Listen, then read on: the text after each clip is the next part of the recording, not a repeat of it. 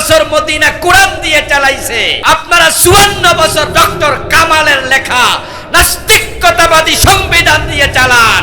রাসূলের আদর্শে দেশ না চালাইলে রাসূলের সাথে জান্নাত পাওয়া যাবে না, যাবে না। রাসূলের কাছে ইসলাম আসছে, মানতে এক সেকেন্ড দেরি করে নাই। আর আমাদের কাছে কোরআন আছে, এই 54 বছরে আল্লাহর কোরআন দিয়ে একদিনও দেশ চালাই নাই। যারাই দেশ চালাইছে কোরআনের বাহিরে সবাই মামলার আসামি হওয়া লাগবে আখিরাতে। আল্লাহ তাআলা বলেন, ক্বালার রাসূল ইয়া রাব্বি ইন্না কওমি ইত্তাখাযু হাযাল কুরআনা মাহজুরা। হাশরের দিন রাসূল বলবেন, ও আমার রব, আমার জাতি, আমার উম্মত, আমার রেখে আসা কোরআন তাদের জীবনে তারা বর্জন করেছে। আমি তাদের বিরুদ্ধে তোমার কাছে মামলা দিলাম, বিচার তুমি করো। আপনাদের কাছে আমার সহজ সরল প্রশ্ন, বুঝলে একটু জবাব দিয়েন। 71-এ যখন দেশ স্বাধীন হয়, 72-তে যখন সংবিধান বানানোর জন্য একটা কমিটি বানানো হয়, ওই কমিটির প্রধান করা হয় ডক্টর কামাল হোসেনকে। আপনাদের কাছে আমার জিজ্ঞাসা, ডক্টর কামাল হোসেন চাইলে কি সংবিধান বানানোর সময় আল্লাহর কোরআনের আইনগুলো ঢুকানোর সুযোগ ছিল না? কিন্তু ঢুকাইছে? আল্লাহ কইছে চোর ধরে হাত কাটো। বেটা চাইলে কিন্তু আইনটা ঢুকাইতে পারে। বেটা ঢুকাইছে ব্রিটিশ আইন, চোর ধরে জেলে দাও। আমার প্রশ্ন, কোরআনের আইন থাকতে ব্রিটিশ আইন কেন দরকার? আপনাদের কাছে আমার জিজ্ঞাসা, কোরআনের আইন উত্তম না ব্রিটিশ আইন উত্তম? তো এই আইনটা তো ছিল, ডক্টর কামাল কেন ঢুকাইল না? কারণ আছে। কারণ হচ্ছে তারা জানে কোরআনের আইন যদি ঢোকে আর চোর ধরে হাত কাটা শুরু হয়, তাহলে তাদের মতো অসংখ্য রাজনীতিবিদ নিজের হাত থাকবে না। অধিকাংশ রাজনীতিবিদ ধান্দাবাজ, তারা দেশের টাকা চুরি করে বিদেশ পাঠায়, দেশের টাকা চুরি করে কানাডা বেগম পাড়া বানায়। সাবেক প্রধানমন্ত্রী শেখ হাসিনা উনি নিজেই কিন্তু বলেছেন উনার বাড়ির ফিয়ন কত কোটি টাকার মালিক। আমরা বলছি না, প্রধানমন্ত্রী বলছে। সাবেক প্রধানমন্ত্রী বললেন তার ফিয়ন 400 কোটি টাকার মালিক, এবং শেষে বললেন হেলিকপ্টার ছাড়া চলে না। এখন আপনারা বলুন তো, 400 কোটি টাকা চাকরি করে কামাইছে না চুরি করেছে? যদি চোর ধরে হাত কাটা শুরু করা যায় বাংলাদেশে, তাহলে গত 15 বছরে অসংখ্য নেতার হাত থাকবে না। এজন্যই তো আমরা চোর ধরে হাত কাটার আইনের কথা বললে তারা আটকে ওঠে, বলে হুজুররা রাজাকার, ওরা মৌলবাদী, ওরা জঙ্গি। আমাদেরকে জঙ্গি বলো না, আমরা জঙ্গিবাদের বিপক্ষে, বরং আমরা কোরআনের আইনের পক্ষে কথা বলি। বলে এই যে কোরআনের আইনগুলো মধ্যযুগীয়, এগুলো নাকি মধ্যযুগীয় আইন, বর্বরিত আইন, বর্বরচিত আইন, নাউজুবিল্লাহ পড়েন। হ্যাঁ, বলে যে যদি চোর ধরে হাত কেটে দেয় তাহলে চোর ভাত খাবে কি দিয়ে? আমরা বলি বাবা রে, কি মানবতার দরদিও, হাত কাটবে চোরের, টেনশন করে নেতা। আমরা কি নেতাদের হাত কাটতে বলেছি কোনোদিন? নেতাদেরকে আমরাও তো শ্রদ্ধা করি, আমরা তো চোরের হাত কাটতে বলি, নেতার হাত না। নেতা টেনশন করার কারণ, বাড়িতে আয়নার সামনে দাঁড়ালে আয়নার ভিতরে নেতাও চোর দেখতে পায়।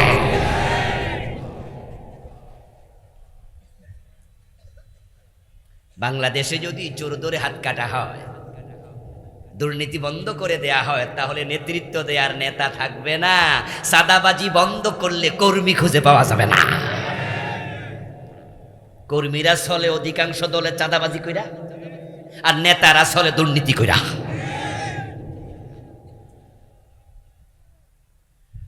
রাসূলুল্লাহ সাল্লাল্লাহু আলাইহি ওয়াসাল্লামের জীবনের লক্ষ্য কি? আল্লাহ তাআলা পবিত্র কোরআন মাজিদের 3টা সূরাতে বলেছেন। সূরাতুস সাফ আয়াত নাম্বার 9, সূরাতুল ফাত আয়াত নাম্বার 28, সূরাতুত তাওবা আয়াত নাম্বার 33। 3টি আয়াতে, 3টি সূরাতে আল্লাহ একই কথা 3বার বলেছেন, হুয়াল্লাযী আরসালা রাসূলাহু বিল হুদা ওয়া দীনিল হাক্কি লিইয়ুযহিরাহু আলাদ্দীনি কুল্লিহি। আমি রাসূলকে পাঠিয়েছি কোরআন দিয়ে, দ্বীনে হক ইসলাম দিয়ে। আমি আল্লাহর উদ্দেশ্য হচ্ছে আমার রাসূল জমিনে কোরআনের বিজয় করবে, ইসলামের বিজয় করবে। নবীর জীবনের লক্ষ্য ছিল ইসলামের বিজয়, ইসলামের বিজয়, ইসলামের বিজয়। ইসলামের বিজয় যদি না হয়, নবীর লক্ষ্যের সাথে তোমাদের জীবনের লক্ষ্য মিলবে না। রাসূলুল্লাহ হচ্ছেন ট্রেনের ইঞ্জিনের মতো, আর উম্মতগুলো হচ্ছে ওই ট্রেনের ডাব্বা, বগির মতো। ইঞ্জিন সামনে থাকে, বগি তার পিছনে থাকে। বলুন তো, যদি ইঞ্জিনের সাথে বগি যদি অ্যাটাচড না হয়, এটাকে শক্ত করে লাগানো না হয়, তাহলে কি বগি ইঞ্জিনের সাথে যায়? আর যদি লাগানো থাকে, তাহলে ইঞ্জিন যাবে যেখানে, বগিও যাবে সেখানে। রাসূলের জীবনের লক্ষ্যের সাথে যদি আমরা দিন বিজয়ের জীবনের লক্ষ্য বানাতে পারি, রাসূল টেনে টেনে জান্নাত পর্যন্ত নিয়ে যাবে। আল্লাহর জান্নাত পাওয়ার জন্য আমরা দিন বিজয়ের কথা বলি। এখন রাসূলুল্লাহ সাল্লাল্লাহু আলাইহি সাল্লামকে আল্লাহ তাআলা দিন বিজয়ের দায়িত্ব কেন দিলেন? দিন বিজয়ের দায়িত্ব এজন্যই দিলেন, দিন যদি বিজয় না হয়, সমাজে নামাজ কায়েম হবে না। দিন যদি বিজয় না হয়, যাকাত প্রতিষ্ঠিত হবে না। দিন যদি বিজয় না হয়, সুদী ব্যাংক বন্ধ করা যাবে না। দিন যদি বিজয় না হয়, চুরি ডাকাতি দর্শন খুন বন্ধ হবে না। দিন যদি বিজয় না হয়, মাদক বন্ধ হবে না।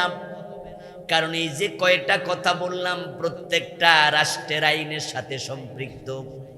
ইসলামে আছে মদ খেলে 80 বেত লাগাও। জবাব দিন তো, 80 বেত কি ব্যক্তির দায়িত্ব না রাষ্ট্রের? জেনা করলে 100 বেত লাগাও। বিবাহিত হলে পাথর মেরে হত্যা করো, এটা ব্যক্তির কাজ না রাষ্ট্রের কাজ? চুরি করলে চোরের হাত কাটো, এটা ব্যক্তির কাজ না রাষ্ট্রের কাজ? তো যদি রাষ্ট্রে দিন বিজয়ী না হয়, ইসলামের এই আইনগুলো সমাজে প্রতিষ্ঠিত করা সম্ভব না। এই যে আমাদের দেশের খতিবেরা, বক্তারা, জুমার মসজিদে 3.5 লাখ খতিব, মাহফিলের সিজনে হাজার হাজার বক্তা, কত ফির, কত দোস্ত বুজুর্গ সুদের বিরুদ্ধে ওয়াজ করতেছে। এই 54 বছরে সুদের বিরুদ্ধে বাংলাদেশ আমলে ওয়াজ হয়েছে অনেক। কত বড় বড় হুজুর সুদের বিরুদ্ধে ওয়াজ করতে করতে মরে গেছে। বলুন তো, সুদ কি মারা গেছে না আরো জোয়ান হয়েছে? তাহলে ওয়াজ দিয়ে সুদ বন্ধ তো হলো না, বরং বাংলাদেশে প্রতি বছর 2টা 3টা 5টা করে নতুন নতুন সুদী ব্যাংক অনুমতি পায়।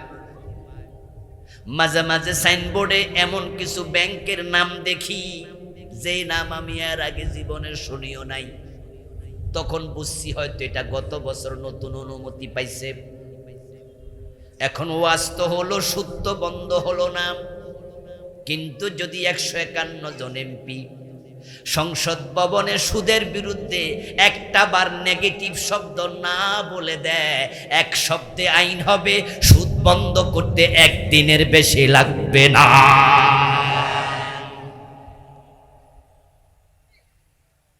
সিনেমার বিরুদ্ধে, বেপরদার বিরুদ্ধে কত কথা হলো, কত ওয়াজ হলো, নসিহত হলো।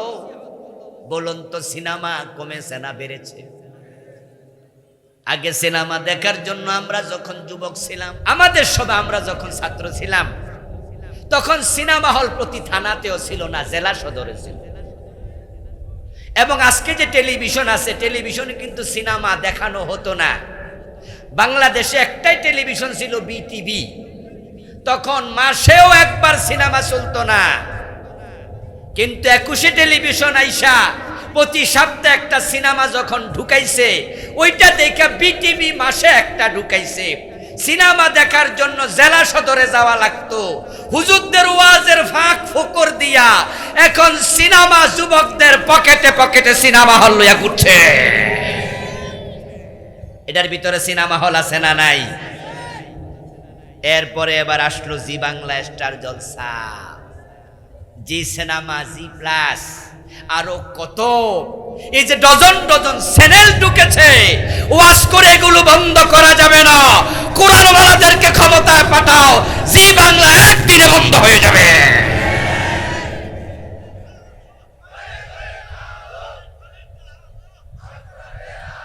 অপ্রিয় ভাইয়েরা, মাদক এদেশের যুব সমাজকে শেষ করে দিচ্ছে। যেই ঘরে একটা মাদকাসক্ত ছেলে আছে, ওই ঘরটাকে সে জাহান্নাম বানায় আসারে। মদের টাকা না পাইলে মায়ের গায়ে হাত তোলে, এমন ঘটনাও আছে না নাই? মদের টাকা দেয়নি তো বউরে পিটাইছে, বউয়ের গলার চেন বিক্রি করেছে চুরি করে। মাদকের টাকা সংগ্রহ করতে না পেরে বাপের বুকে পিস্তল ঠেকা, এমন ঘটনাও আছে। আমার বন্ধু, আপনার একটা বিল্ডিং ঘর আছে, যেই ঘরে আপনি গ্রিল লাগাইছেন শক্ত করে লোহা দিয়া, দরজা বানাইছেন শক্ত করে লোহা দিয়ে, রাতের বেলায় জানালা বন্ধ করলেন, দরজা বন্ধ করলেন, ভালো করে সিটকানি মারলেন, তারপর আপনার বউ গলার স্বর্ণের নেকলেসটা খুলে টেবিলে রেখে দিল, হাতের মাঝে কিছু স্বর্ণের আংটি পড়েছে, খুলে টেবিলে রেখে ঘুমায় গেল। মনে মনে ভাবে দরজা বন্ধ, জানালা বন্ধ, চোর এবং ডাকাত ঢোকার তো কোনো সুযোগ নাই, বিল্ডিং ঘর কেমনে ঢুকবে? তাই টেবিলের উপরে স্বর্ণের আংটি পরে থাকুক, ফজরের নামাজের পর আবার আংটি হাতে দিতে পারবে, টেনশন নাই। কিন্তু ঘরে যদি একটা মাদকাসক্ত ছেলে থাকে, স্বর্ণের গহনা আলমারির ভিতরে ঢুকানোর পরও টেনশন কমে না। টেনশন থাকে যে হেতে আবার কোন সময় চাবি লই আলমারি খুলা। এখন আপনারা বলুন তো, এই 54 বছরে আমাদের নেতারা মাদকের বিরুদ্ধে যতই বক্তৃতা দেখ, মাদক কি দিন দিন কমেছে না বেড়েছে? কারণটা কি? ইয়াবা, হেরোইন, ফেন্সিডিল, প্যাথেডিন, আরো কত রকমের মাদক যুব সমাজকে শেষ করে দিচ্ছে। মাদক বন্ধ কেমনে হবে? তারা বলে সরকার মাদকের ব্যাপারে জিরো টলারেন্স। এসব মিথ্যা কথা। বরং এই 54 বছরে মাদক বন্ধের জন্য রাষ্ট্র যথাযথ কোনো উদ্যোগ গ্রহণ করেনি। একটা উদ্যোগ আছে, একটা অফিস খুলছে মাদকের বিরুদ্ধে অভিযান চালানোর জন্য। ওই অফিসটার নাম দিছে মাদক নিয়ন্ত্রণ অধিদপ্তর। আপনাদের কাছে আমার জিজ্ঞাসা, আমরা কি মাদক নিয়ন্ত্রণ চাই না নির্মূল চাই? কিন্তু ওরা দেখেন মাদক নির্মূল কোন অধিদপ্তরই বানায় নাই, বানাইছে নিয়ন্ত্রণ। নিয়ন্ত্রণ মানে কি? কিছু কিছু খাও, এই তো কথা। মানে নির্মূল দরকার নাই, চালুক, মাঝে মাঝে চলুক। আচ্ছা, ড্রাইভার যখন 100 মাইল গতিতে গাড়ি চালায়, 80 মাইল গতিতে চালায়, তখন যাত্রীরা বলে, এই ড্রাইভার গাড়ি কন্ট্রোল করো, নিয়ন্ত্রণে চালাও। নিয়ন্ত্রণ মানে কি ব্রেক বন্ধ করে বয়ে থাকবে, স্টার্ট বন্ধ করে? নিয়ন্ত্রণ মানে হলো 60-এ চালাও, 50-এ চালাও। সরকার দেখেন অধিদপ্তর বানাইছে, মাদক নিয়ন্ত্রণ অধিদপ্তর। এর মানে তারাই নির্মূল করতে চায় না। তাই তো তাদের ছেলেরা, তাদের কর্মীরা, অনেক নেতা নিজে হোটেল সোনারগাঁয়ে গিয়ে মদের আড্ডা দেয়। শেরাটনে, রেডিসনে মাদকের বার আছে, ওখানে ওরা মদ খায়, মেয়েদেরকে নিয়ে নাচে, আনন্দ করে। গরিবের ছেলে মদ খেলে তাকে ধরে থানায় দেয়, পুলিশ ধরে নেয়, ঠেঙ্গানি মারে। আর দড়ির ছেলে হোটেল শেরাটনে মদ খায়, মেয়ে নিয়ে লাফালাফি করে, ওখানে পুলিশ স্যালুট দেয়। এক দেশে দুরকম আইন দিয়ে কখনো মাদক বন্ধ হবে না। মাদক যদি বন্ধ করতে চাও, ওমরের মতো 80 বেতের আইন চালু করে দাও।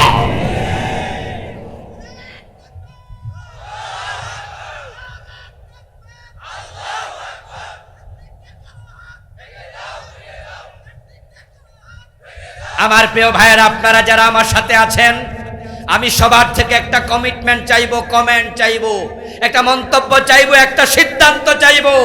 আমরা কি এদেশে মাদক নির্মূল করার পক্ষে আছি না নাই? মাদক বন্ধ হোক আপনারা চান কিনা? তাহলে কোরআনওয়ালাদেরকে ক্ষমতায় নেওয়া দরকার আছে না নাই? 80 বেতের আইন চালু হয়ে যাবে। 6 মাস যদি আইন চলে, 6 মাস পরে বাংলার সীমানায় মদের বোতল থাকবে না। ঠেলার নাম মায়ের উপরে ওষুধ নাই, তারের মতো সোজা হয়ে যাবে। ডক্টর কামাল মিয়া আইন ঢুকালো, চোর ধরে জেলে দাও। আমি তো আশ্চর্য, কত রকমের ব্যাককল হলে পরে, কত নাম্বারের ব্যাককল হলে পরে চোরের জেলে দেয়। ও দোস্ত, ওই যে চোর 6 মাস জেলে দিল, আপনারা বলুন তো, কাশিমপুর কারাগার এখান থেকে তো কাছেই, হয়তো মাইকের আওয়াজ কারাগারে যারা চোর হেরাও সম্ভাবনা আছে না নাই? আচ্ছা আমার প্রিয় ভাইরা, যে চোরকে জেলে দিল, 6 মাস জেলে থাকলো, আপনারা বলুন তো জেলে কি ভাত খায় নাই? খাওয়ার বিল দিছে নাকি? গোসল করে নাই? পানির বিল দিছে, বিদ্যুতের আলো নেয় নাই, লাইটের বিল দিছে। এবারটা কি সেখানে থাকার জন্য রুম পায় নাই? থাকার জায়গার বিল দিছে। তো চোরের 6 মাস যে আপনি খাওয়াইলেন, লাইট দিলেন, পানি দিলেন, সরকার টাকা পাইলো কই? পাবলিকের টাকা। আমরা তো চোরকে খাওয়ানোর জন্য দিতে রাজি না। হাত কাটা শুরু করে দাও, 1 টাকাও খরচ হবে না। হাত কাটা একটা চোর দেখে 100 চোর তারের মতো সোজা হয়ে যাবে। আচ্ছা, আমরা যারা ট্যাক্স দেই, ভ্যাট দেই, আমরা কি চোরের খাওয়াইতে দিই? তোরে খাওয়া কেন? এরপরে বলুন তো, যে ছোট্টা 6 মাস জেলে থাকলো, 6 মাস পরে যখন ছাড়া পায়, তখন কি আল্লাহর ওলি হয়ে বের হয় না ডাকাত হয়ে বের হয়? কারণ জেলখানা ছিল কাদের সাথে? বড় বড় ক্রিমিনালদের সাথে। সৎসঙ্গে স্বর্গবাস, অসৎসঙ্গে সর্বনাশ। এলাকার ছাগল চুরি করে ধরা পড়ছে, আপনারা দিলেন চেয়ারম্যানের কাছে হস্তগত করে, চেয়ারম্যান সাহেব ছাগল সহ ধরা খাইছে। চেয়ারম্যান থানায় ফোন দিল, পুলিশ এসে ধরে নিল, জেলখানায় দিয়ে দিল 6 মাস জেল। জেলে যাওয়ার পরে দেখে ওই ছাগল চোর ওখানে বড় মোষওয়ালা, এর সে আরো বাটপারের অভাব নাই। ওই বড় মোষওয়ালা, ডোরা কাটা গেঞ্জি গায়ে, 15 বছরের মামলা, জেল জেল, বিশাল বড় ক্রিমিনাল। ও বেটা ঈশা ছাগল চোরকে কয়, কিরে তোরে তো আগে জেলে দেখি নাই, নতুন আমদানি? ছাগল চোর বলে, জি বস, কালকে ঢুকছে। তো স্বাভাবিক কত জিজ্ঞাসা করবে, তো কোন মামলা এটা? জিগায় জিগায় না, যারা জেল খাটছে তারা জানে। যখনই কথা হয় জিগায়, বা আপনি কোন কেসে আইছে। এই জন্য যারা যে মামলা থাকে, তাদের বুকের মাঝে মামলার নাম্বার টাম্বারও থাকে, বোঝা যায় যে কে কি মামলায়। কার্ডের মাঝে মামলার কার্ড আছে, লেখা থাকে ধারাগুলো। জিজ্ঞাসা করতেছে কি মামলা। এখন লজ্জায় তো কয় না ছাগল চুরি, কারণ ছাগল চোরও তো জানে এই কথা কি কওয়া যায়? ওই মুসওয়ালা চোখ টাঙ্গায় বড় করে তাকে কবি না, কবি না সিনো জামারে, কয় যে বস ছাগল চুরি করছে। এখন এবার ওই মুসওয়ালা কয়, বেডা তোদের মতো সিসকে চোরের কারণে জেলখানার বদনামি, জেলে যেহেতু আসবি কিছু কই রাইতি। এখন তো ছাগল চোর কয় কি রে, তাহলে আমি যেটা করছি এটা কোনো অপরাধী না। তো বস আপনি কি করছেন? বলে, বেটা ব্যাংক ডাকাতি করতে গেছিলাম রে, কপাল খারাপ, ধরা খাইছি, না হয় 1 রাতে কোটিপতি। ব্যাংকের লকারে কি কোটি কোটি টাকা থাকে না? বাংলাদেশে ব্যাংক ডাকাতি করতে ধরা খাইছে এমন জেলখানার কয়েদি আছে না? ওর সাথে দেখা হয়েছে তো। ছাগল চোর মনে মনে ক্যালকুলেশন করে, বলে কি রে, আমি তো 40 বছর ছাগল চুরি করে 10 লাখ টাকা পাই নাই, আর এই বেটা 1 রাতে কোটিপতি। বস কেমনে কি? কয় মাস? কয় 6 মাস। কয় যা শিখবি, আসি তো তোর দিমনি সাগরেদ বানাইয়া।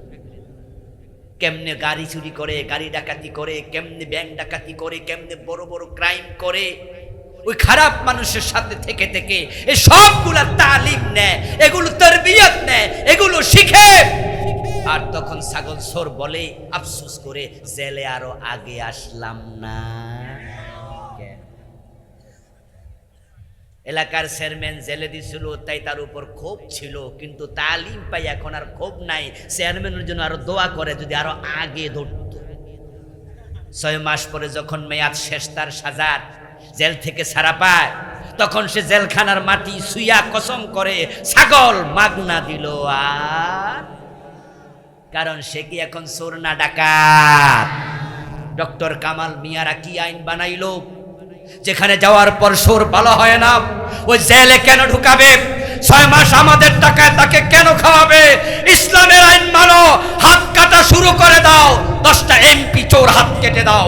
10টা মন্ত্রী চুরি করেছে, হাত কেটে দাও। 10টা সচিবের হাত কেটে দাও। ওই নেতারা হাত কাটা চোর দেখে আগামী 3 বছর আর চুরি করবে না। সোনার বাংলা হতে 2 যুগ লাগবে না। এখন চোর ধরে হাত কাটার আইন আমরা চিৎকার দিলে হয়ে যাবে? এই জন্য সংসদে কোরআনওয়ালা লোক দরকার আছে না নাই? তাই যারা চুরি করবে না, ডাকাতি করবে না, তাদেরকে সংসদে পাঠাও। আজ থেকে 15 বছর পিছনে যান, 2জন এমন মন্ত্রী আমরা পেয়েছিলাম যারা 3টা মন্ত্রণালয়ের মন্ত্রিত্ব করেছে 5 বছর। শিল্প, কৃষি, সমাজ কল্যাণ। দল মেয়াদ শেষ হলো, ফখরুদ্দিন মঈনুদ্দিন সরকার আসলো।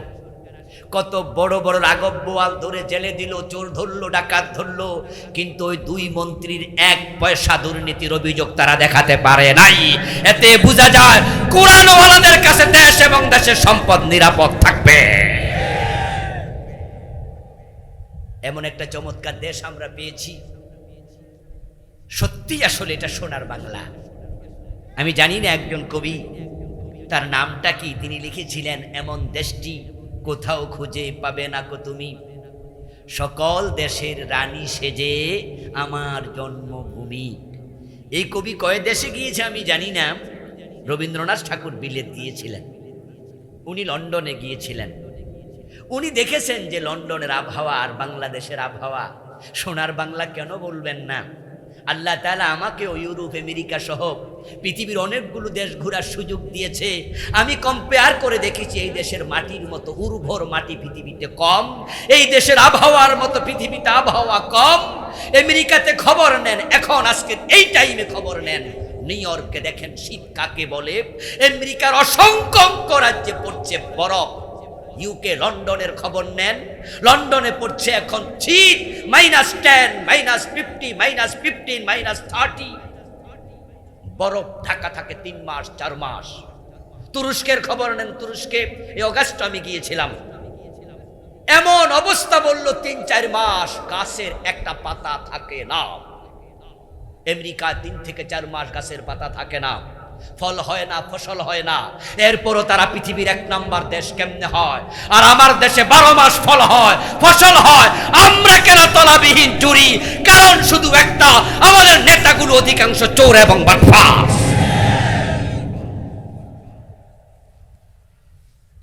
এখানে মালয়েশিয়া গিয়েছেন আপনারা অনেকে আছেন, আমিও গিয়েছি 12-14 বছর আগে ঘুরতে মালয়েশিয়া। কুয়ালালামপুর নেমে দেখি 50 তলা বিল্ডিং, যে কত ডজন গনে কুলানো যাবে না। টুইন টাওয়ার, সে বিশাল 2টা ভবন, যার উপরে ছাদ দেখতে মাথায় টুপি খুলে হাতে নিয়েছি, টুপি আবার মাটিতে পড়ে যায় কিনা। অথচ তারা স্বাধীন হলো আমাদের মাত্র 10-12 বছর আগে। তারা যদি ডজন ডজন 50 তলা বিল্ডিং বানাতে পারে, আমার বাংলাদেশে একটাও আমরা বানাতে পারিনি। কারণ তারা মাহাতির মোহাম্মদের মতো সৎ নেতা পেয়েছে, যে দেশের টাকা দেশে কাজে লাগিয়েছে। আর আমাদের জালেম নেতাগুলো দেশের টাকা ইন্ডিয়া পাঠায়, দেশের টাকা আমেরিকা পাঠায়, দেশের টাকা কানাডা বেগমপাড়া বানায়। সৌদি আরব যান, দুবাইতে যান, কাতারে যান, দেখবেন সেখানে একটা গাছ জীবিত রাখতে কত টাকা খরচ হয়। রাস্তার পাশে গাছ আছে, ভালো করে তাকিয়ে দেখবেন গাছের তলাতে লাইন আছে, পাইপ লাইন। সকালে একবার পানি দেয়, বিকালে আবার পানি দেয়। পানি না দিলে গাছ বাঁচে না। আর আমার মাটি, আমার দেশের মাটি, সুবহানাল্লাহ, একটা আম খেয়ে তার বিচিটা ফেলে দেন, 2 মাস পরে দেখবেন নিজে নিজে গাছ হয়ে যায়। 2 বছর পরে একা একা আম ধরা শুরু করে। উর্বরতা কাকে বলে? লাউ পেকেছে, নষ্ট হয়ে গেছে, শক্ত হয়ে গেছে, রান্না করে খাওয়া যায় না। মা বোনরা বলে যে লাউটা ফালাইয়া দে, একটু নষ্ট হয়ে গেছে, শক্ত হয়ে গেছে। ওই লাউটা পচে যায়, কাক পাখি এসে লাউয়ের গোটা খায়। আরেক জায়গায় কাক মল ত্যাগ করে, ওই মল থেকে লাউ গাছ হইয়া লাউ ধরা শুরু করে দেয় একা একা। এই দেশ তো পিছানোর কথা না। সত্যি সোনার বাংলা ভালো মানুষের হাতে তুলে দাও, সোনার বাংলা হতে 2 যুগের বেশি লাগবে না। কপাল পরা মুসলমান, এমন চমৎকার দেশ পাওয়ার পরেও, এত চমৎকার কোরআন পাওয়ার পরেও তারা ব্রিটিশ আইনের পিছনে দৌড়াচ্ছে। আমার রাসূলকে আল্লাহ তাআলা দায়িত্ব দিলেন দিন বিজয়ের। মক্কায় 13 বছর চেষ্টা করলেন, দিন বিজয়ের জন্য পারেন নাই। এবার মদিনার দিকে হিজরত করে রাসূল চলছেন। হিজরতের পথে মনে মনে ভাবেন, যদি মদিনায় গিয়ে দেখি মদিনার সংসদে আরেক আবু জেহেল বসে আছে, কোরআন দিয়ে ঢুকতে না পারি, তাহলে আল্লাহর আইন কায়েম কেমনে করব? রাসূলুল্লাহ আল্লাহর শিখানো দোয়া করলেন হিজরতের পথে, ওয়াজআললি মিন লাদুনকা সুলতানান নাসীরা। ও আল্লাহ, তোমার পক্ষ থেকে আমাকে রাষ্ট্র শক্তি দিয়ে সাহায্য করো। রাসূলুল্লাহ আল্লাহর কাছে ক্ষমতা চাইলেন, রাস্তা দোয়া কবুল। মদিনায় পৌঁছতে দেরি, মদিনার লোকেরা মাথায় তুলে নাচতে দেরি করে নাই। আউস, খাজরাজ, বনু নজির, বনু কুরাইজা, বনু কাইনুকা, ইহুদিরা, মুসলমানেরা, মুশরিকেরা সবাই মিলে রাসূলকে মদিনার প্রেসিডেন্ট বানায়া দিল। দিন বিজয় হয়ে গেল, কোরআন সংসদে ঢুকে গেল। মক্কার সংসদে কোরআন ঢোকে নাই, দিন বিজয় হয় নাই। এতে বোঝা যায় দিন বিজয় করার জন্য সংসদে কোরআন নিয়ে যাওয়া লাগে। অগাস্ট বিপ্লবের পর সুযোগ এসেছে, আমরা চাইলে কিন্তু এবারই কোরআনটাকে সংসদে পাঠাতে পারি। কোরআন সংসদে যাক, আপনারা চান কি না? ইতোমধ্যে শুনেছেন ইসলামী দলগুলো কাছাকাছি আসতে শুরু করেছে। আলেমরা যদি এক হয়ে যায়, জালেমরা পালিয়ে যাবে। আমরা মাথা তুলে দাঁড়ালে হতে পারে এবারই কোরআন সংবিধান হবে। কোরআন সংবিধান হোক, কে কে চান হাত তুলে দেখান। নারায়ে তাকবীর, নারায়ে তাকবীর। হাত নামান। আমার প্রিয় ভাইরা, একা একা কোরআন সংবিধান হবে না, সেজন্য আমাদেরকে চেষ্টা করতে হবে, দাবি তুলতে হবে, কাজ শুরু করতে হবে। ইতোমধ্যে অন্তর্বর্তীকালীন সরকার সংবিধানের জন্য একটি নতুন কমিটি করেছে, সদস্য সংগ্রহ চলছে। কথা উঠেছে সংবিধান ব্যর্থ, তাই এটা সংস্কার প্রয়োজন। সংবিধান সংস্কারের প্রস্তাব উঠেছে, আপনারা কি শোনেন নাই যে সংবিধান সংস্কার করা দরকার? আমি বলতে চাই 18 বার তো সংস্কার করেছ, 72-তে লেখা হয়েছে, আজ পর্যন্ত 18 বার পরিবর্তন করেছ, লাভ হয় নাই। সেই লাউ সেই কদু। আমরা বলবো সংস্কার লাগে না, সরায়া দাও সংবিধান, কোরআনকে ঘোষণা করে দাও। কোরআন যদি সংবিধান হয়ে যায়, তাহলে আমাদের লাভ দুনিয়াতেও হবে, আখিরাতেও হবে। আসুন কোরআনকে সংবিধান বানানোর জন্য, দ্বীনের বিজয়ের জন্য সবাই মিলে একসাথে কাজ শুরু করি। আল্লাহ তৌফিক দান করুন, সবাই বলি আমিন।